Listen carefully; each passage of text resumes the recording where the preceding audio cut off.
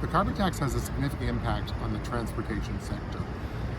As a member of the Transport Committee, I've asked, and my colleagues have asked, many times to expert witnesses over the past year or so about the impact of the carbon tax. And we've heard time and time again that has a significant impact on the transportation sector, which ultimately gets passed on to consumers. Because if the food is grown on the farm, shipped to the manufacturing facility, then sent to the grocery stores, all of that carbon tax along the way is passed on to consumers in the form of higher prices, and we're certainly seeing that in the grocery stores and in everything we buy in Canada these days.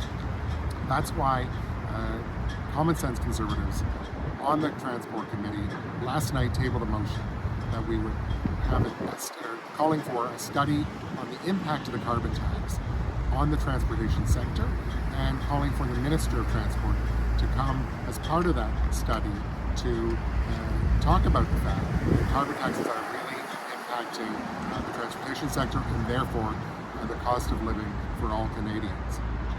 Recently, the Liberal Minister for Rural Economic Development made the comment that, if you want a carve out or exemption from the carbon tax, you need to vote Liberal.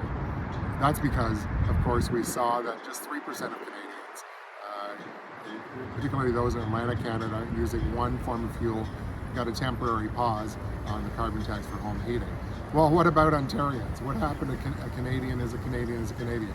Most of Ontarians and people in our community around the Hamilton area heat their homes with natural gas, but they're still paying the carbon tax through all the taxes on the various forms of transportation in what we're seeing in grocery stores and in prices. So common sense conservatives have a better plan.